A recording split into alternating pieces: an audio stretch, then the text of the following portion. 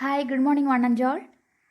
Myself, Ranjita CP, and here I have a topic for presentation in natural resources and energy management, that is classification, composition, and energy content of coal, petroleum, and natural gas. So, here is an introduction about fossil fuels. Fossil fuel is a fuel which is created by natural resources. They are non renewable resources which help in creating energy.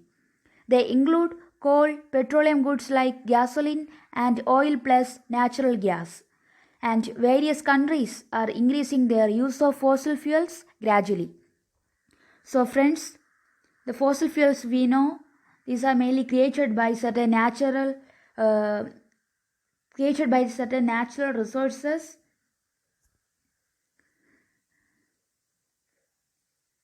Mainly three countries are using more fossil fuels than the rest of the world, that is China, United States, and India. The fact is that the total consumption of fossil fuels continues to increase as a result of both population growth and rising incomes.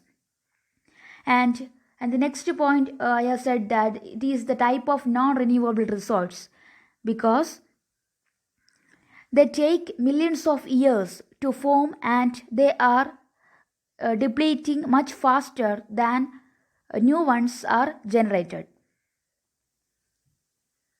Then fossil fuels. Fossil fuels are hydrocarbons formed from the remains of dead plants and animals that have been converted to crude oil, coal, natural gas, or heavy oils by exposure to heat and pressure in the crust over hundreds of millions of years.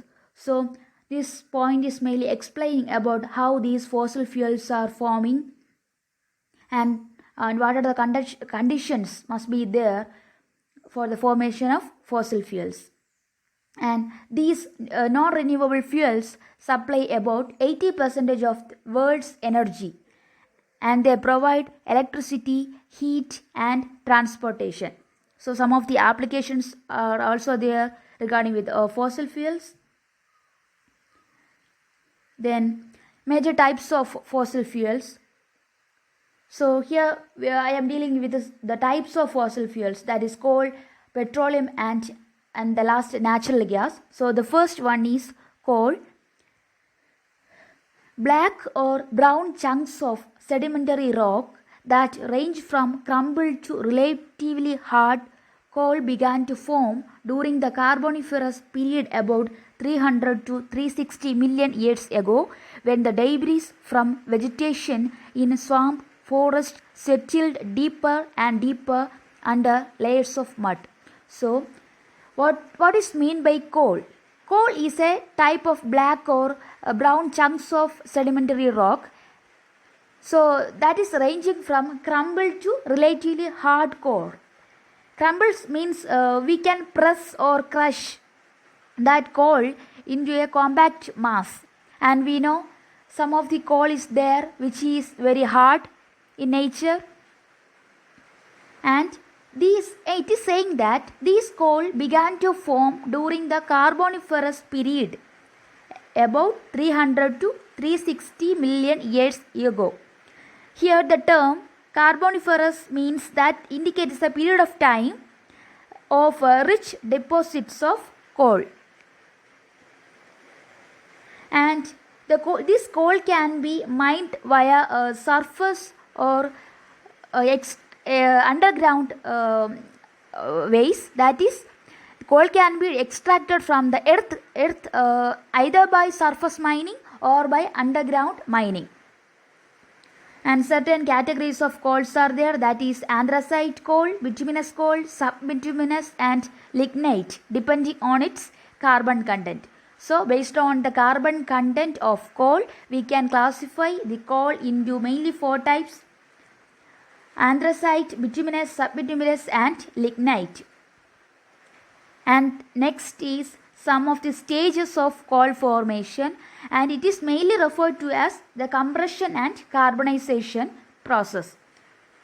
So the four stages include peat formation, lignite, bituminous coal, and anthracite coal. So these are the pictures of those coals.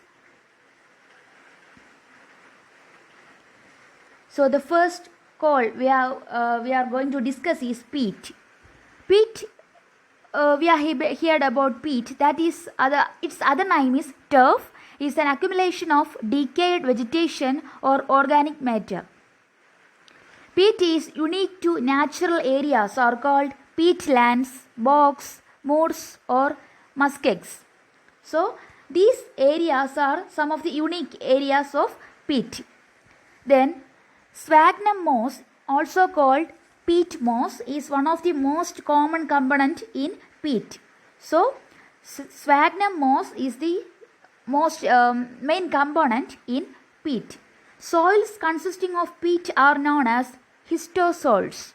So here we have a term that is histosols. Histosols means the soils consisting of peat. Then peat forms in wetland conditions where flooding or stagnant water obstructs the flow of oxygen from the atmosphere, slowing the rate of decomposition. So here in this point we can see that how this peat is formed. The peat is mainly formed in some wetland conditions. That is some types of flooding areas or stagnant water obstructing areas where there is an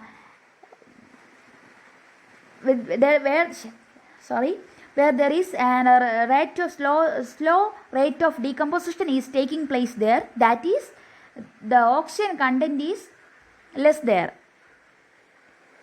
And by volume, there are about 4 trillion cubic meters of peat in the world, covering a total of around 2% of the global land areas.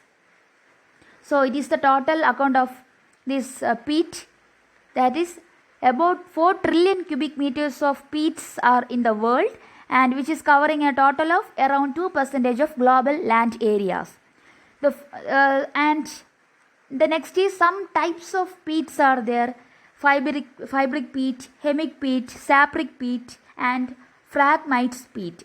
So first is fibric peat, and these are the least decomposed and consist of intact fiber. The next is hemic peat. Hemic peats are partially decomposed, and sapric peats, which are the most decomposed peats. Then phragmites peats, which composed of reed grass and other grasses, and these phragmites peats are denser than any other types of peats. And the world's largest peat bog is located in western Siberia. And one of the characteristics of peat is the bioaccumulation of metals such as mercury, often concentrated in the peat. So sometimes some of the metals may accumulate in these types of peats, and for example mercury.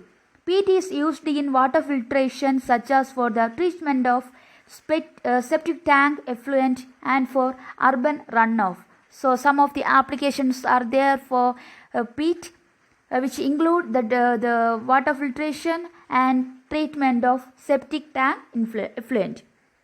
Then other application is there: peat can prevent algal growth and it can kill microorganisms also.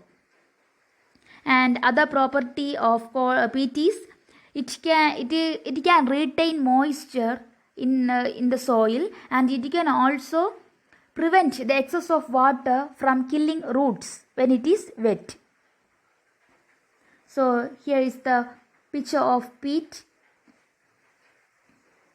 The next is lignite. So it is the second type of coal. It is often referred to as brown coal. It is a soft, brown, combustible sedimentary rock formed from naturally compressed rock. It is considered as lower rank of coal due to its relatively low heat content. So mainly this lignite is referred to as a type of lower rank of coal since it has low heat content. It has a carbon content around 20 to 30%, and it is used for steam electric power generation and is the coal which is most harmful to health. So lignite which is most harmful to health. The energy content of lignite ranging from 10 to 20 megajoule per kilogram on a moist mineral matter free basis. And lignite has a high content of organic matter which makes it easier to convert it to gas and liquid petroleum products. And lignite can be separated into two types. The first is siloid lignite or fossil wood, and the second form is the compact lignite or perfect lignite. So this lignite can be separated mainly into two types. That is, the first type is siloid lignite or fossil wood, and the second form is compact lignite or perfect lignite. Then it is the picture of lignite. Then comes the bituminous coal. It is often called black coal. It is a relatively soft coal containing a tar-like substance called bitumen or asphalt. So a content of this bituminous coal is bitumen or asphalt. It is a tar-like substance, and it is of higher quality than lignite coal but of poorer quality than anthracite. So bituminous coal, which can be placed in between lignite coal and anthracite coal, and its formation is usually the result of high pressure being exerted on lignite. So friends, it is saying that when we exert more pressure on lignite coal, we can form these types of bituminous coals, and it is an organic sedimentary rock. The next is the carbon content of bituminous coal is around 60 to 80%. The rest is composed of water, air, hydrogen and sulfur. Then heat content is about 24 to 35 megajoules per kilogram, and bituminous coals are graded according to vitrinite reflectance, moisture content, volatile content, plasticity and ash content. So we can categorize the bituminous coals based on some of the properties like vitrinite reflectance, moisture content, volatile content, plasticity and ash content. And here is the smithing coal. It is a type of high quality bituminous coal. It is free from ash and sulfur. So it is the bituminous coal. And next is anthracite coal. Anthracite is often referred to as hard coal. It is a hard, compact variety of coal that has a submetallic luster. Then it has the highest carbon content, the fewest impurities, and is the highest ranking of coals. And some names are there for anthracite coal, that is stone coal, blind coal, kidney coal, crow coal and black diamond. Anthracite is the most metamorphosed type of coal in which the carbon content is between 92% and 98%. It is categorized into standard grade, high grade and ultra high grade. So based on the carbon content or quality of this anthracite coal, it can be categorized into mainly three, that is standard grade, high grade and ultra high grade. And anthracitization is the transformation of bituminous coal into anthracite. So the transformation of bituminous coal into anthracite coal is referred to as anthracitization.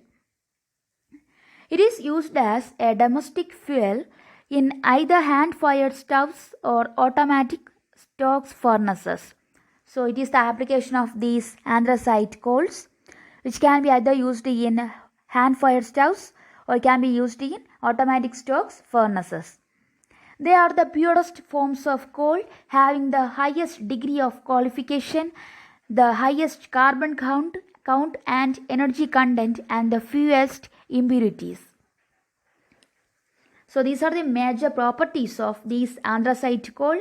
We know it is the highest degree of coal, and it has highest carbon content and energy content, and also only fewest impurities. So this is the anthracite coal. And then comes composition of coal. What are the main components which are included in this coal?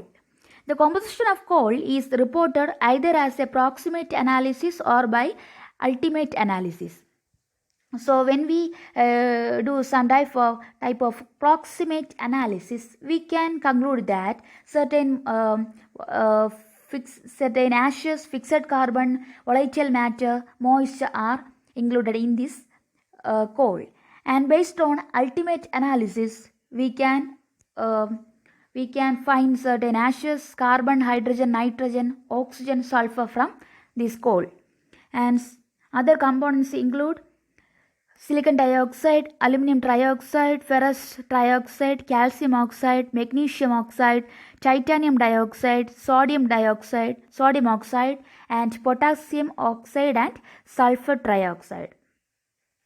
So these are other ash components in coal, and a typical bituminous coal may have 84.4% carbon, 5.4% hydrogen, 6.7% oxygen, 1.7% nitrogen, and 1.8% sulfur, and on a weight basis.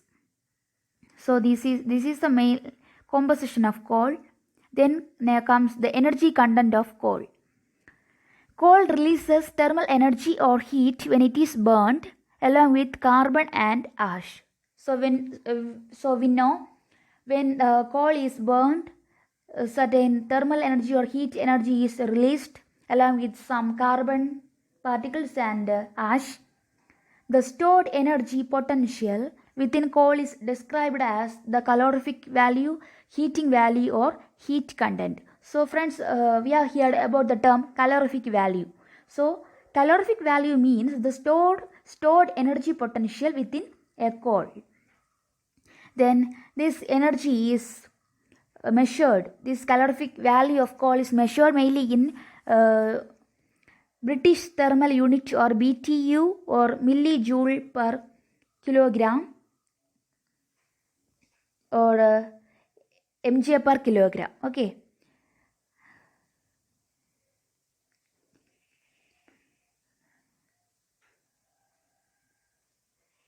So I think it is megajoule per kilogram. So it is a mistake here. So is measured mainly in BTU or megajoule per kilogram. Then comes petroleum. It is a naturally occurring yellowish black liquid found in geological formation beneath the Earth's surface. So friends, here the third fossil fuel is the second fossil fuel is. The first we have so far we have discussed about the coal and its classification, energy content, and composition. So the next is petroleum. Petroleum is a naturally occurring yellowish black liquid found in geological formation beneath the Earth's surface, and the components of petroleum are separated using a technique called fractional distillation. So this is the technique based on the boiling points. Then petroleum is formed when large quantities of dead organisms, mostly zooplankton and algae, are buried underneath sedimentary rock and subjected to both intense heat and pressure. So how this petroleum is formed? So we know just as coal is formed when there is large quantities of dead organisms, mostly zooplanktons and algae, are buried underneath sedimentary rock, and when these are subjected to both intense heat and pressure, then petroleum like products are formed underground. Then petroleum has mostly been recovered by oil drilling. The top 3 oil producing countries are Russia, Saudi Arabia, and United States. So this petroleum is mostly recovered by the process of oil drilling, and the major countries of this petroleum extracting are Russia, Saudi Arabia, and US. Then composition of petrol. The hydrocarbons in crude oil are mostly alkane, cycloalkane, and various aromatic hydrocarbons, while the other organic compounds are nitrogen, oxygen, sulfur, and trace amounts of metals such as iron, nickel, copper, and vanadium. And the composition of that particular elements are here in detail. The carbon, that is 83 to 85 percentage, hydrogen 10 to 14 percentage, nitrogen 0.1 to 2 percentage, oxygen 0.05 to 1.5 percentage, sulfur 0.05 to 6 percentage, and metals less than 0.1 percentage. Then classification of petroleum. The petroleum industry generally classifies crude oil by the geographic location it is produced in. It's based on its API gravity and its sulfur content. So friends, we can classify the petroleum based on its API gravity and its sulfur content. API gravity means American Petroleum Institute gravity. Okay, API means American Petroleum Institute gravity. So API gravity is a measure of how heavy or light a petroleum liquid is compared to water. If the API gravity is greater than 10, it is lighter and floats on water. If this API gravity is less than 10, it is heavier and sinks. And crude oil is considered light if it has low density, or heavy if it has, crude oil is considered as light if it has low density, and crude oil is heavy when it has high density. And it may be referred to as sweet if it contains substantial amounts of sulfur. So if some amount of sulfur is present in crude oil, it can be referred to as nature of sweet. Then products from crude oil. The main products are aviation and automotive gasoline, aviation and lighting kerosene, diesel fuel, distillate and residual fuel oils, lubricating oils, paraffin oils and waxes, gases for chemical synthesis, and fuel liquefied gases. Then energy content of petroleum. The higher the energy content, the higher the fuel quality. So it is an important point. Higher the energy content, higher the fuel quality. So in the case of gasoline, which is derived from refining crude oil, contains much more energy than coal or wood. LNG, that means liquefied natural gas, is almost entirely composed of methane, while natural gas has about 85% of its mass accounted by methane. Then natural gas. Natural gas is also called fossil gas, is a naturally occurring hydrocarbon gas mixture consisting of methane, alkane, carbon dioxide, nitrogen, hydrogen sulfide, or helium.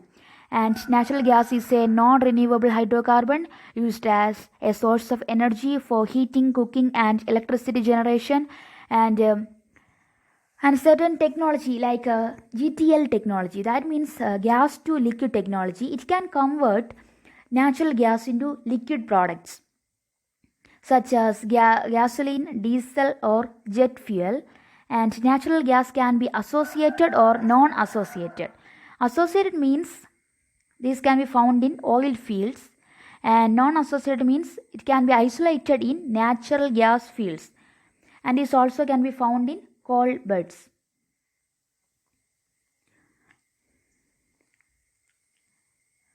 Then a type of natural gas is shale gas. It is a natural gas produced from shale.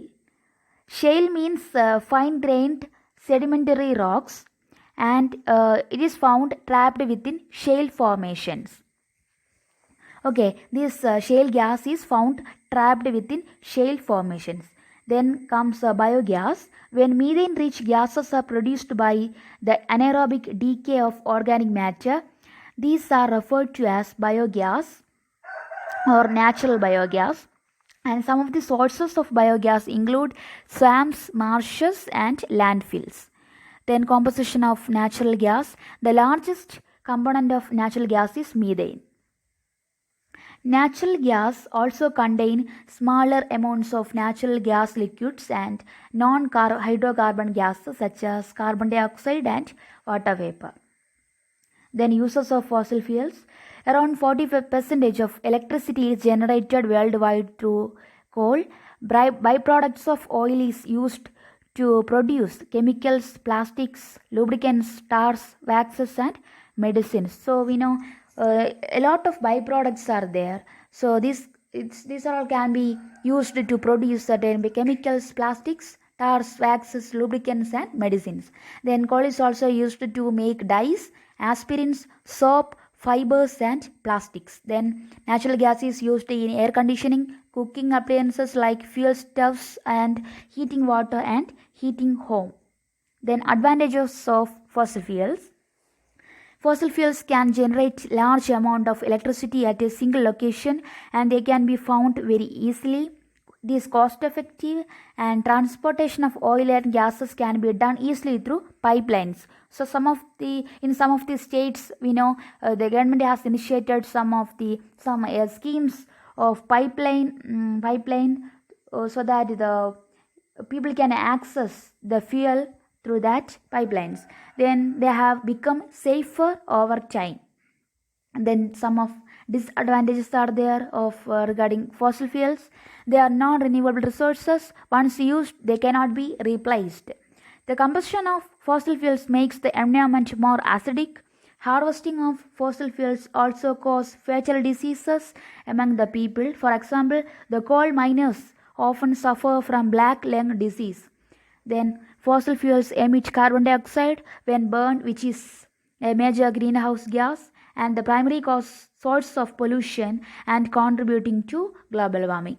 Then conclusion, fossil fuels are very important economically, but there is a need to conserve fossil fuels to create a better environment. When we burn petroleum, coal plus natural gas, our air gets filled up with dangerous pollutants like nitrogen oxide, sulfur dioxide and other hydrocarbons. They also create smog and other respiratory diseases, and thus when we conserve fuel for a better environment, slow the rate of atmospheric warming as well as ocean acidification. So we have to conserve these types of fuel for a better environment. Then only we can slow the rate of atmospheric warming and thus the ocean acidification and thus global warming. Otherwise, our earth will reach its tipping points fast where it will be in a state of beyond repair. So the time has come not to conserve these types of non-renewable resources and to use another alternative resources also. So here is the reference. So thank you friends for your kind listening and have a nice day guys.